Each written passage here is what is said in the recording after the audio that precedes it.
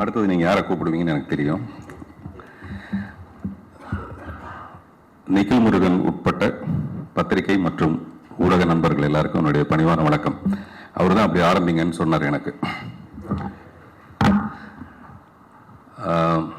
Teams இதனுடைய அந்த latest ஒரு படம். நான் முதல்ல மற்ற ஃபங்க்ஷனுக்கெலாம் போகும்போது நிறைய ப்ரிப்பேர் பண்ணிட்டு போவேன், என்ன பேசுறதுன்னு சொல்லிட்டு. என்னுடைய ஃபங்க்ஷனில் அந்த ஃபங்க்ஷனை நான் எப்படி பண்ணுறதுங்கிறதே எனக்கு ஒரு பெரிய ப்ரிப்பரேஷனாக இருக்கும். ஒரு 3 நாள் தொடர்ந்து இதையே பண்ணிகிட்டு இருப்போம். தமிழ் சட்டையை பார்த்துருப்பீங்க நீங்கள், தெரியும். இது வந்து கலைஞருடைய அந்த 100ஆண்டு விழாவில் பேசுகிறதுக்காக ஸ்பெஷலாக தச்சு எடுத்துகிட்டு போனேன். சில மேடையில் நமக்கு வாய்ப்பு கிடைக்காது. நம்ம உள்ளூரில் வந்து பெரிய ஆளாக இருப்போம், வெளியூருக்கு போனோம்னா அங்கே கொஞ்சம் முதலிடம் கிடைக்கிறதே கொஞ்சம் கஷ்டமாக இருக்கும். அந்த மேடை அந்த மாதிரி தான், ரொம்ப ஷார்ட்டாக முடிக்க வேண்டியிருந்தனால அந்த வாய்ப்பு எனக்கு கிடைக்கல. அதனால் அந்த சட்டையை வந்து நான் இதுக்கு போட்டு போனேன். நான் மட்டுமே இல்லை, பெரிய பெரிய ஸ்டார்ஸ் உட்பட பார்த்தீங்கன்னா வேற ஒரு இடத்துக்கு போய் முதல் வரிசையில் நமக்கு இடம் கிடைக்குமாங்கிறதே ஒரு பெரிய பிரச்சனையாக இருக்கும். நான் சொல்றது புரியும் நினைக்கிறேன். அதனால் நான் எனக்குன்னு ஒரு தனி இடத்தை நானே ஏற்பாடு பண்ணிக்கணும்னு ஆசைப்படுவேன். புதிய பாதையிலிருந்து இது வரைக்குமே பெரிய ஸ்டார்ஸை வச்சு படம் எடுக்கணும்னோ அந்த மாதிரிலாம் இல்லாமல் ரொம்ப இந்த சினிமா மேலே இருக்கிற ஒரு காதலில் கிட்டத்தட்ட 33-34 வருஷமாக இப்போ எல்லாரும் சொன்ன மாதிரி ரொம்ப வித்தியாசமாக யூனிக்காக இது எல்லாமே வந்து வேறு வேறு வார்த்தைகள் அவ்வளோதானே தவிர இந்த சினிமாக்குள்ளே நம்ம நிரந்தரமாக இருக்கிறதுக்கு என்ன பண்ணுறது. அப்போ வித்தியாசமான ஏதோ ஒரு முயற்சிகளை மற்றவங்க பண்ணதை விட வேற ஒன்று பண்ணோம்னா டெஃபினட்டாக அதுக்குன்னு ஒரு அங்கீகாரம் இருக்கும் அப்படிங்கிற ஒரு எண்ணத்தில் ஒத்த செருப்பு மாதிரியோ இரவு நிழல் மாதிரியோ படம் பண்ணிட்டு இப்போ நான் டீம்ஸில் வந்து இறங்கியிருக்கேன். இந்த படம் வந்து இந்த ஃபர்ஸ்ட் லுக்கை பார்த்த உடனே நிறைய பேருக்கு பயங்கர, நான் தேட்டராக போனேன். இதுதான் ஃபர்ஸ்ட் டைம் இந்த ஃபர்ஸ்ட் லுக்கை வந்து ஸ்க்ரீனில் ரிலீஸ் பண்ணால் எப்படி இருக்கும் அப்படின்னா அதுக்கு வந்து சென்சார் சர்டிஃபிகேட் வேணும்னாங்க. ஒரு நாள் ராத்திரி உடனடியாக சென்சார் போர்டு ஆஃபீஸர்கிட்ட கேட்டேன். அவர் சொன்னால் இந்த மாதிரி இது வரைக்கும் சென்சார் சர்டிஃபிகேட் யாருமே வாங்கி ரிலீஸ் பண்ணதில்லை அப்படின்னு. நான் பயங்கர குஷி ஆகிட்டேன். இது வரைக்கும் யாருமே பண்ணதில்லைன்னா அதை நம்ம பண்ணணும் அப்படின்னு அந்த சென்சார் சர்டிஃபிகேட்டை வாங்கி ஸ்க்ரீனில் ரிலீஸ் பண்ணேன். அதுக்கு தான் இந்த வேர்ல்டு புக் ஆஃப் ரெக்கார்ட்ஸோட ரெகக்னைசேஷன். அதுக்கு ரொம்ப நன்றி மிஸ்டர் கிறிஸ்டபர் டெய்லருக்கு. எனக்கு இதுக்கு முன்னாடி தெரிஞ்ச ஒரே டெய்லர் எலிசபெத் டெய்லர் தான். இப்போ தான் எனக்கு கிறிஸ்டபர் டெய்லர் தெரியுது.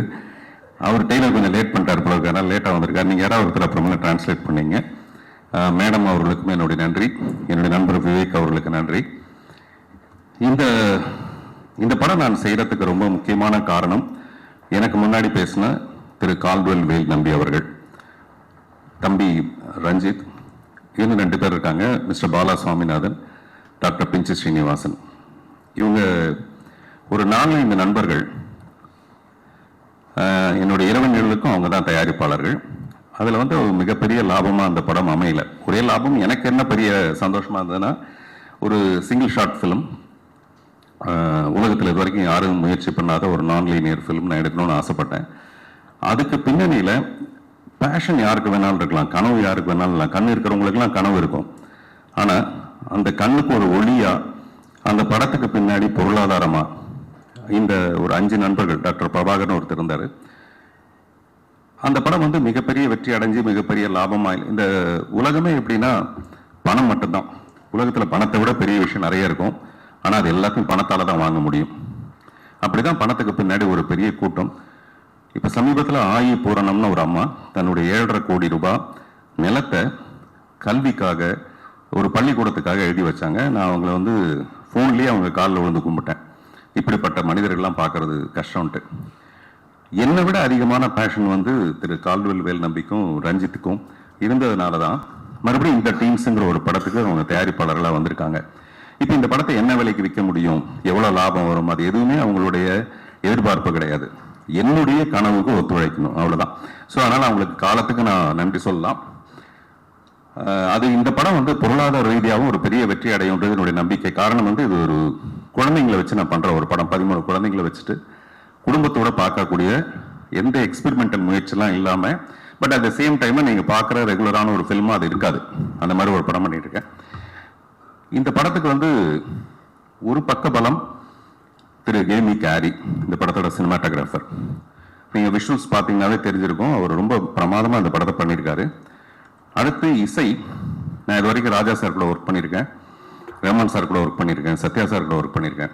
பட் இமான் சாரோட ஒர்க் பண்ணணுங்கிறது எனக்கு ரொம்ப ஆசை. நான் ரொம்ப நாளாக அதை ட்ரை பண்ணேன். ஏதோ ஒரு காரணம், மைனாலாம் படம் பார்த்துட்டு 4 ஃப்ரேம்ஸில் கீழே நின்று மிஸ்டர் உதயநிதி ஸ்டாலினுக்கு வந்து ஃபோன் பண்ணி இந்த படத்தை நீங்கள் வாங்கியே தரணும்னு சொல்லி அவரை வரவழைச்சு படம் காட்டினேன். அவர் இப்போ சொன்னார், ஒரு காதலிக்கு தான் இந்த மாதிரி பண்ணுவாங்க. என் காதல் அங்கேருந்து ஆரம்பிச்சது இமான் மேலே.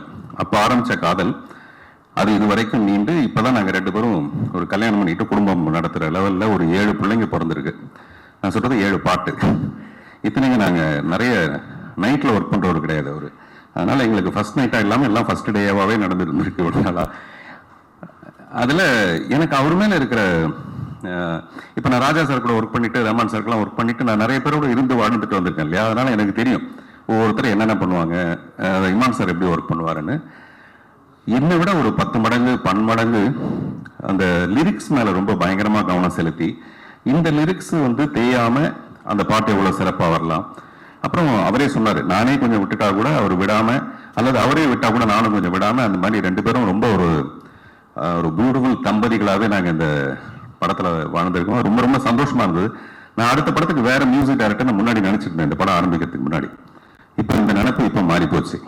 அது வந்து அவர் ஏற்படுத்தின ஒரு விஷயம். அவர் அதை நினைச்சு அவர் எதிர்பார்த்து செய்யலைனா கூட இப்போ எனக்கு ஒரு பயங்கர ஈடுபாடு. இன்னும் ஒரு 10 பாட்டு. அப்புறம் இப்போ இந்த படத்தோட பேக்ரவுண்ட் ஸ்கோர் எப்படி வரப்போகுதுங்கிறது எனக்கு ஒரு பயங்கர கியூரியாசிட்டி. இமான் சார்கிட்ட வந்து எனக்கு ரொம்ப பிடிச்ச விஷயம், அவர் வந்து ஒரு சிறந்த தந்தையா இருக்காரு. இப்போ அவர் பேசும்போது கூட அவர் மட்டும் இல்லை, அவருடைய தந்தையும் அப்படிதான் 3 குழந்தைங்களும் நல்லா இருக்கணும்னு வேண்டிக்கங்க அப்படின்னு சொன்னாரு. அதோட அர்த்தம் என்னன்னு எனக்கு தெரியும் நல்லா. நானும் 3 குழந்தைக்கு அப்பா தான். இமான் சாருடைய அப்பா வந்து நம்ம இந்த நேரத்தில் ரொம்ப பாராட்டணும். இந்த படம் பண்றதுக்கு ரொம்ப முக்கியமான காரணம் அவரு. என்னெல்லாம் ஒரு மியூசிக் டைரக்டருக்கும் நமக்கு நடுவில் என்னெல்லாம் பிரச்சனை வருமோ அந்த எந்த பிரச்சனையும் வராம அவர் பார்த்துக்கிட்டதுக்காக அவருக்கு நன்றி. அவருடைய 3 குழந்தைகளும் சிறப்பா இருக்கணும். அவரே சொல்லும்போது சொன்னாரு, சில பிறந்த நாள் ரொம்ப சந்தோஷமா இருக்கும், சில நாட்கள் வந்து சோகமா இருக்கும் அப்படின்ட்டு. இப்ப கூட அவர் ஒரு சின்ன சோகத்தை கடந்து இந்த பிறந்த நாள்ல கூட அதை ரொம்ப மறைச்சிக்கிட்டு அந்த கஷ்டமே வெளியில தெரியாம, அந்த மாதிரி மிகப்பெரிய ஒரு கலைஞனு கூட அந்த பற்றுங்கிற ஒரு விஷயம் மிகப்பெரிய ஒரு விஷயம். அதனாலதான் அவருடைய பாடல்கள்ல இருக்க அந்த எமோஷன் கனெக்ஷன் வந்து அவ்வளவு பிரமாதமா இருக்கும். அவர் தேசிய விருது வாங்கின பாடல் உட்பட. ஸோ அப்படி இமானோட நான் ஒர்க் பண்றது ரொம்ப ரொம்ப சந்தோஷம். இன்னும் அவரை பத்தி நிறைய பேசுறதுக்கான நிறைய மேடைகள் இருக்கு. அப்புறம் இந்த விருது வந்து எனக்கு ரொம்ப மகிழ்ச்சி. அப்புறம் ஒரு படத்தோட ஆரம்பத்திலேயே இந்த மாதிரி உலக லெவலில் அது ரெகக்னைஸ் ஆகிறதுங்கிறது ரொம்ப ரொம்ப ஒரு பெரிய உத்வேகத்தை கொடுத்துருக்கு. விரைவில் இந்த படம் திரைக்கு வரும். இது வரைக்கும் பத்திரிகை நண்பர்கள் எல்லாருமே வந்து ஊடக நண்பர்கள்லாம் நான் என்ன பண்ணாலும் அதுக்கு ஒரு மிகப்பெரிய அக்கறையோட அதுக்கு ஒரு இம்பார்ட்டன்ஸ் கொடுத்து நீங்கள் பண்ணிட்டு இருக்கீங்க. உங்கள் எல்லாருக்கும் என்னுடைய மனப்பூர்வமான நன்றி. வேற ஏதாவது விட்டு போச்சா நிக்கில்? ஒன்றும் இல்லை. ஓகே, நான் பாலிடிக்ஸ் எதுவுமே பேசவில்லை என்பதை அமைதியுடன் தெரிவித்துக் கொள்கிறேன். நன்றி, வணக்கம். இந்த படத்தில் வந்து 13 குழந்தைங்க தான் ஹீரோ ஹீரோயின் எல்லாமே இருக்காங்க. ஸோ அவங்களுக்கு ஒரு ஸ்பெஷல் மேடை, அந்த மேடையில் அவங்க எல்லாரையும் நான் அறிமுகப்படுத்த போறேன். அவ்வளோதான். அதை நான் இந்த மேடையில் சொல்லணுங்கிறது மேடை த ஸ்டேஜ் அப்படிங்கிற ஒரு மேடையில் நான் சொல்றேன். ஓகே, இதெல்லாம் ஒரு பக்கத்துல இருந்து சொல்லிக் கொடுக்க நானும் கிளிப்பிள்ளையாவே இருந்துட்டு இருக்கேன். ஓகே, எல்லாருக்கும் ரொம்ப மகிழ்ச்சி. நன்றி. Thank you Christopher Taylor. தேங்க்யூ.